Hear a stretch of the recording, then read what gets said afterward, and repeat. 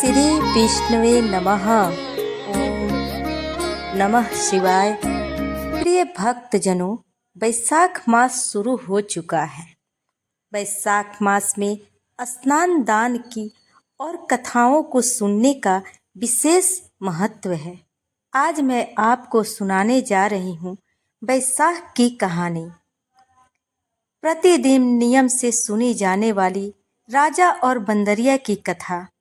आप इस कथा को पूरा सुनिएगा और कथा सुनने से पहले आप सभी से विनम्र आग्रह है कि वीडियो को लाइक करके कमेंट बॉक्स में जय श्री कृष्णा, राधे राधे अवश्य लिखिएगा।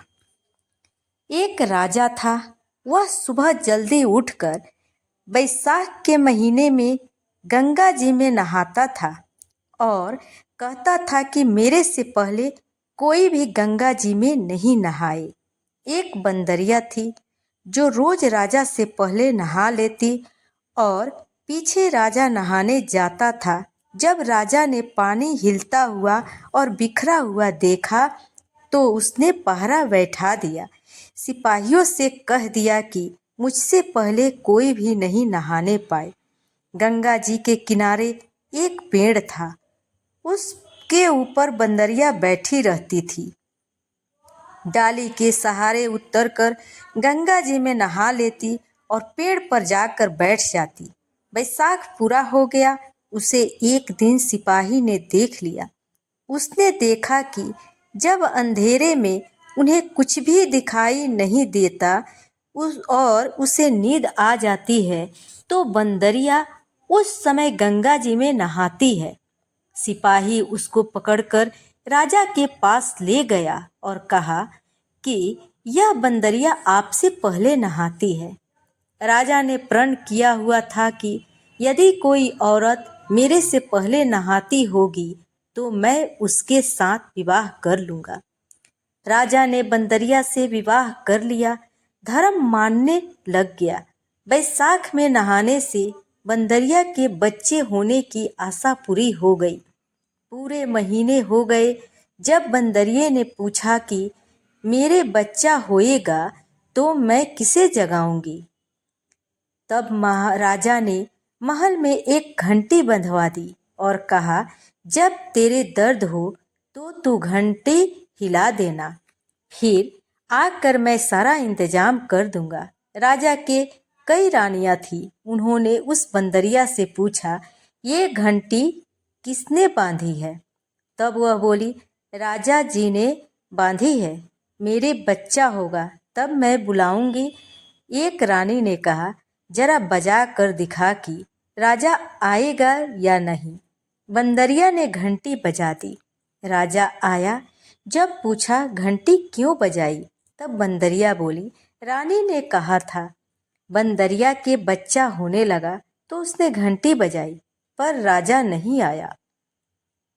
फिर रानियों से बंदरिया ने पूछा मैं बच्चा कैसे पैदा करूं? तब रानियों ने कहा आंखों पर पट्टी बांध लो, ओखली में सिर दे दो। लड़का बंदरिया के वैशाख नहाने के पुण्य से एक अति सुंदर लड़का हुआ।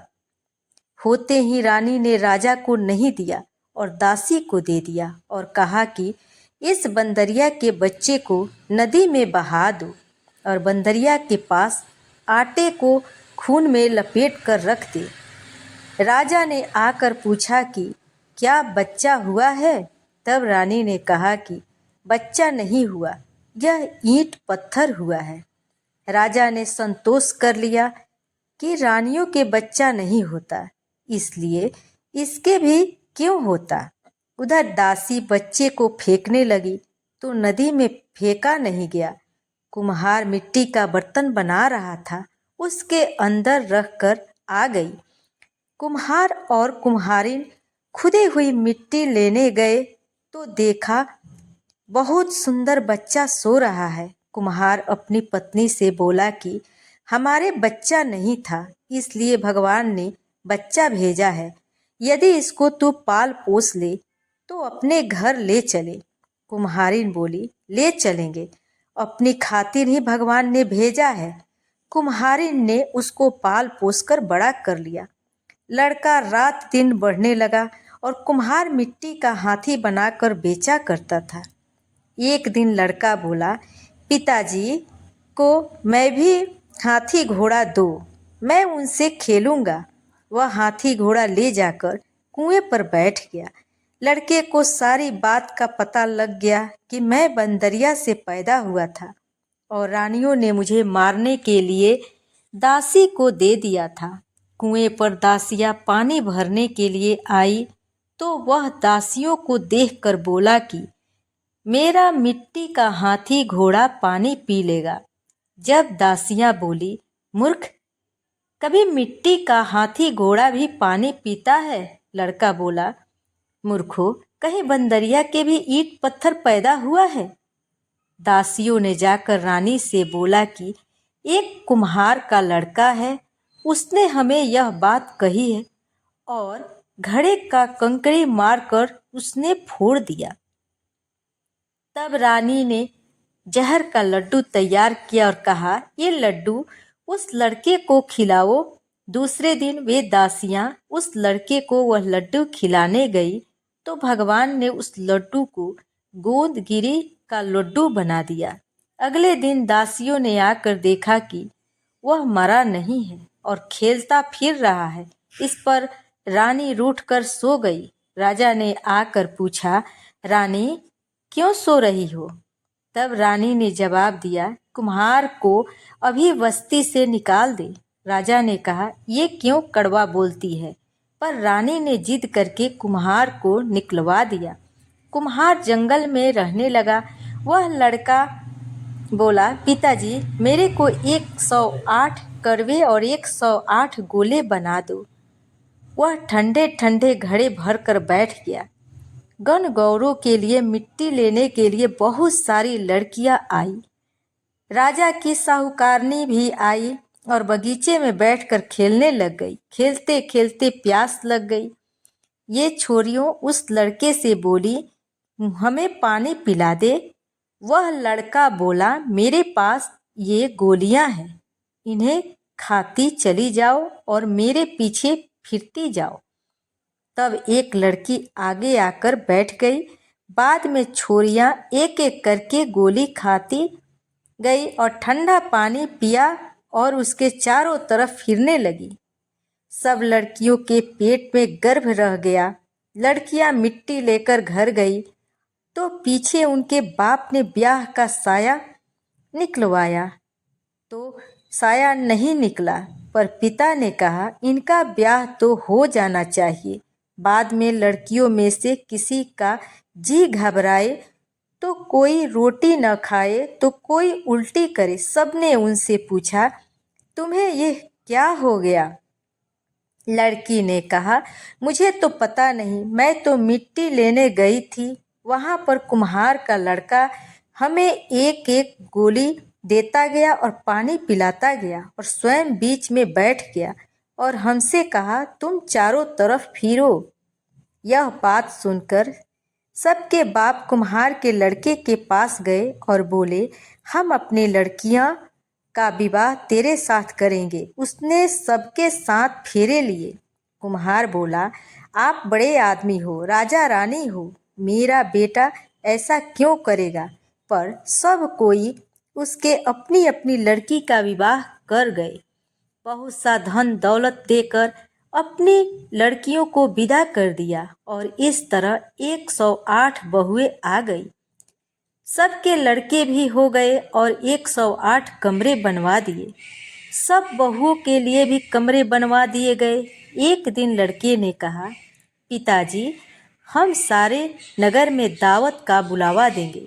आपके इतनी बहुएं आई है और इतने पोते हो गए। कुम्हार ने कहा, जिमा दो। तब सारी नगरी और राजा रानी को बुलावा दे दिया। सब कोई जिमने आए और राजा का परिवार सेना सहित स्वयं आया। लड़के ने कहा, बंदरिया को क्यों नहीं लाए? राजा ने कहा, बंदरिया को भी बुला लेते हैं। राजा ने बंदरिया को बुलाने के लिए रथ पालकी सजाकर भिजवा दी। वहां पर सारी सभा के बीच में सोने की चौकी पर सुंदर गद्दी बिछवा दी। बंदरिया आई तो गद्दी के ऊपर बैठा दिया और 108 बहुओं से कह दिया कि ये बंदरिया मेरी जन्म की माँ है और सब कोई सोने की मोहरें देकर गोद में पोते देती जाओ। सब बहुएं आई और सोने के मोहरें देकर पैर छूकर गोद में पोती देती गई। बंदरिया सबको आशीर्वाद देती गई। राजा की रानियां समझ गई और राजा से कहा, ये हमें बुलाकर हमारा अपमान कर रहा है, इसलिए हम जा रहे हैं। राजा भी लड़कर से बोला कि हे भाई, तू बंदरिया को इतना स्वागत क्यों कर रहा है? लड़का बोला, यह बंदरिया मेरे जन्म की माँ है। राजा ने पूछा, कैसे? लड़का बोला, मैं बंदरिया से पैदा हुआ था तो तुम्हारी रानियों ने मुझे दासियों को दे दिया और कहा कि इसे नदी में बहा दो, लेकिन दासी ने मुझे नदी में नहीं बहाया। मुझे उसने गड्ढे में रख दिया और कुम्हार तथा कुम्हारी ने मुझे पाल पोसकर बड़ा कर दिया तथा रानियों ने तुम्हारे से कहा कि उसके गोरा पैदा हुआ है। जो दासी मेरे को ले गई थी वह यहीं पर खड़ी है। दासी ने कह दिया, हाँ, मेरे को दिया था, मेरे से इसे नदी में नहीं फेंका गया, इसलिए इसको खंदेड़े में रख दिया। रानियां सुनकर चुप रह गई। पीछे राजा ने रानियों को छोड़ दिया और बंदरिया को साथ ले गया। साथ में पोतों को, बहू और बेटों को भी साथ ले गए। बाजे गाजे से अपने घर ले गया। सबको अलग अलग महल बनवा दिए। सब वहाँ जाकर राज्य करने लगी और सारी दुनिया से कहने लगी कि बैसाख नहाने का इतना फल है तो सबको बैसाख नहाना चाहिए और दान्य पुण्य करना चाहिए। बाद में कुम्हार से कहा, तेरे को जितना धन चाहिए ले लो, तेरा मन चाहे तो मेरे घर पर रह जा, तेरा मन हो तो तू अपने घर पर रह, क्योंकि तूने बहुत बड़ा उपकार किया है। उसको बहुत सा धन दे दिया। बंदरिया बैसाख नहाई तो राजा जी का राज्य पाया और 108 पोते पाए। हे भगवान, जैसे बंदरिया को सुख संपत्ति दी वैसे ही सबको देना। जो कोई इस कहानी को कहता और सुनता है, भगवान की कृपा से उसकी सब मनोकामनाएं पूर्ण होती है। ओम नमः शिवाय। हर हर महादेव। नर्मदा नदी के तट पर बहुत पुराना छोटा सा गांव था। उस गांव में एक बुजुर्ग वैश्य दंपति अपने 2 बेटे और बहू के साथ रहते थे।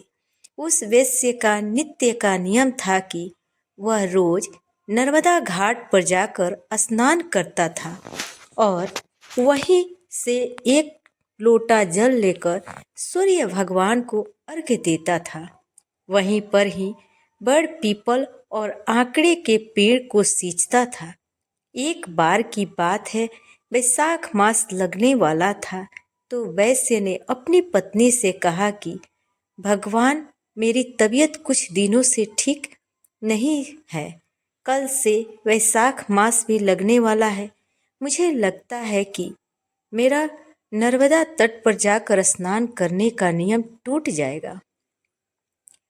तब उस वैश्य की पत्नी ने अपने पति से कहा, आप इतने दुखी और परेशान क्यों होते हैं? भगवान की कृपा से हमारे 2 बेटे और बहू हैं। आप अपने बेटे और बहू से कह दो कि उनमें से कोई न कोई आपको नर्मदा नदी के तट से जरा सा पानी लाकर आपको दे देगा। तो वैश्य बोला कि भाग्यवान, इस बार मेरा मन करता है कि हम जोड़े से बैसाख स्नान करें। तब वैश्य की पत्नी बोली कि आपने तो मेरे मन की बात कही है, हम दोनों जरूर एक साथ जोड़े से स्नान करेंगे। तब वैश्य दंपति ने अपने दोनों बेटे बहुओं को अपने पास बुलाया और अपने मन की बात कही। वैश्य दंपति का बड़ा बेटा बोला कि बाबूजी, आपको तो पता ही है कि मैं नौकरी के लिए दूसरे शहर से आता जाता हूँ। मुझे सवेरे ही 5 बजे घर से निकलना होता है तो मैं यह काम नहीं कर पाऊंगा। तब बड़ी बहू बोली कि माताजी, पिताजी, मुझे भी सुबह सुबह इनका टिफिन तैयार करना होता है। मैं भी नर्मदा नदी से आपको पानी का ला कर नहीं दे पाऊंगी, क्योंकि एक दिन की बात होती तो मैं निभा लेती, लेकिन पूरे बैसाख मास में मैं यह नियम नहीं निभा पाऊंगी। तब वैश्य दंपति के छोटे बेटे और बहू बोले कि माँ, पिताजी, आप चिंता मत कीजिए, हम दोनों ही आपको एक पानी का नर्मदा नदी के तट से ला कर दे देंगे। आप दोनों जरूर बैसाख का स्नान करो। ऐसा कहकर दोनों बेटे बहू अपने अपने कमरे में चले गए। इसके बाद वैश्य का छोटा बेटा अपनी पत्नी से बोला कि सुशीला, मेरे मन में एक विचार आया है। जब हम दोनों नर्मदा के तट पर एक पानी का माँ और पिताजी के लिए लाएंगे, तो क्यों ना हम दोनों भी वैसाख का स्नान करें। अब उसकी पत्नी ने कहा कि यह बात तो आपने सही कही है, हम दोनों भी जोड़े से स्नान करेंगे। तब उन दोनों ने जाकर अपनी माता और पिता से कहा कि माताजी, पिताजी, आपके साथ हम भी जोड़े से स्नान करेंगे। यह सुनकर वैश्य दंपति को बड़ी प्रसन्नता हुई। अगले दिन सुबह 4 बजे से वैश्य दंपति के छोटे बेटे और बहू नर्मदा के तट पर पहुंच गए। वैश्य के छोटे पुत्र ने मर्दाना घाट पर स्नान किया और उसकी पत्नी सुशीला ने जनाना घाट पर स्नान किया। स्नान करने के बाद दोनों ही एक जरा पानी का लाकर अपने माता पिता को दे दिया। तब वैश्य दंपति ने चूरू से ही पहले एक लोटा जल निकाल कर रख लिया और बाकी बचे हुए जल से स्नान किया।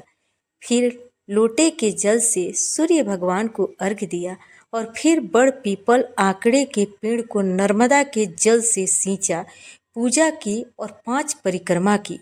पहले के जमाने में घरों के आंगन में ही बड़ पीपल और नीम और आंकड़े के पेड़ हुआ करते थे।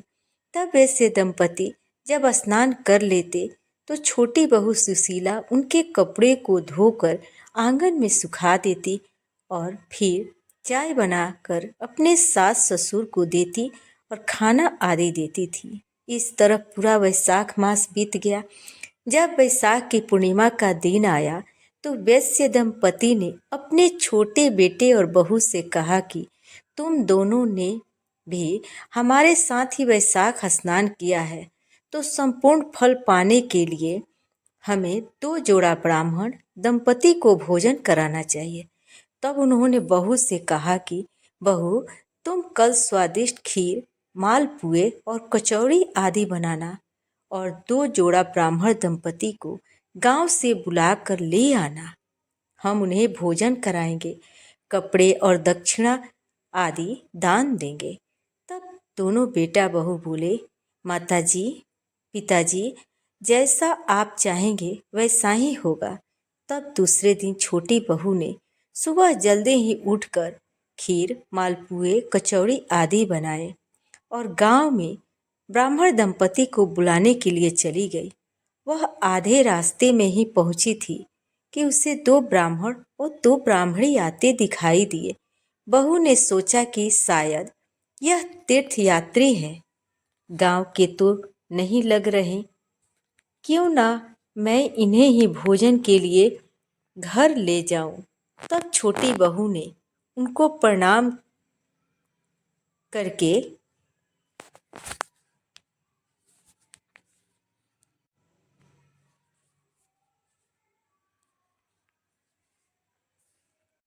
बोली, पंडित जी, आज बैसाख पूर्णिमा है और मेरे सास ससुर 2 ब्राह्मण जोड़ी का भोजन कराना चाहते हैं। कृपया आप मेरे साथ मेरे घर भोजन करने के लिए चलिए। तब वह पंडित और पंडिताइन बोले कि पुत्री, हम तो तीर्थ यात्री हैं, हमें भोजन मिल जाए, इससे बड़ी बात और क्या हो सकती है। तब वैश्य की छोटी बहू उनको घर लेकर आई, उनके लिए आसन लगाया, चौकी लगाई, पानी का लोटा भरकर रखा और उनके लिए भोजन का थाल परोसा। सभी ने भरपेट भोजन किया। फिर वैश्य दंपति ने उन्हें कपड़े और दक्षिणा दी। तब यह दोनों ब्राह्मण और ब्राह्मणी ने सबको ढेर सारा आशीर्वाद दिया। तभी वैश्य दंपति अपने छोटे बहू और बेटे से बोले कि इनके चरण धोने के लिए जल लेकर आओ। तब बेटा बहू जल की झारी लेने के लिए अंदर चले गए और वैश्य दंपति चरण पोंछने के लिए गमछा लेने के लिए कमरे के अंदर चले गए। पीछे से ब्राह्मण दंपति, जो कि भगवान राम, माता सीता, विष्णु जी और माता लक्ष्मी जी थे, वे ब्राह्मण और ब्राह्मणी का वेश धर के वैश्य दंपति के घर उसके बेटे बहू को बैसाख स्नान और बड़ पीपल और आकड़े के पेड़ को सींचने का पुण्य फल देने आए थे। उनके संत की रक्षा करने के लिए वे अंतर्ध्यान हो गए। जैसे ही वैश्य दंपति और उनके बेटे बहू चौके में आए तो उन्हें कोई दिखाई नहीं दिया, लेकिन उनको यह देखकर महान आश्चर्य हुआ कि उनके रसोई में अन्न धन की ढेरियां पड़ी हुई है। जैसे वैश्य दंपति ने चौकी हटाई तो उन्हें और भी आश्चर्य हुआ। जहाँ भगवान राम और सीता बैठे हुए थे, वहाँ भगवान राम के चरण और धनुष के चिन्ह अंकित थे। जहाँ माता सीता बैठी हुई थी, वहाँ सोने की मोहरे वाली थैली पड़ी हुई थी। और जहाँ भगवान विष्णु जी बैठे थे, वहाँ चक्र का चिन्ह था। और जहाँ माता लक्ष्मी बैठी थी, वहाँ सोने और चांदी के आभूषणों की ढेर पड़ी थी। यह खबर पूरे गांव में आग की तरह फैल गई कि वैश्य दंपति के घर भगवान राम, माता सीता, विष्णु भगवान और माता लक्ष्मी जी प्रकट हुए हैं। तो वैश्य दंपति के घर लोगों को दर्शनों का तांता लग गया। जब वैश्य दंपति के बड़े बेटे बहू को पता चला तो उन्हें बहुत दुख हुआ कि अगर हम भी वैशाख स्नान करते और माताजी पिताजी के लिए नर्मदा का जल स्नान करने के लिए रख देते तो आज हमें भी भगवान के दर्शन होते। उस दिन वैश्य दंपति ने पूरे गांव में यह ढिढोरा पिटवा दिया कि पूरे वैशाख मास में स्नान करने से, बड़ पीपल और आकड़े के पेड़ की पूजा करने से घर से दरिद्रता दूर हो जाती है, घर में अन्न धन सुख समृद्धि बढ़ती है। इसलिए अगर पूरे वैशाख मास में व्रत करना संभव ना हो सके तो वैशाख मास में स्नान करने के बाद बड़ पीपल और आकड़े के पेड़ की पूजा अवश्य करनी चाहिए। इससे घर की दरिद्रता दूर हो जाती है। हे बड़ पीपल देवता, हे वैशाख देवता, जैसा सुख आपने वैश्य दंपति और उसके छोटे बेटे बहू को दिया, वैसा सबको देना। कहानी कहने वाले को, सुनने वाले को और हुंकार भरने वाले को सभी पर अपनी कृपा बनाए रखना। आज की कहानी सुनने के लिए आप सभी को बहुत बहुत धन्यवाद। फिर मिलते हैं अगले वीडियो में। ओम नमः शिवाय, हर हर महादेव।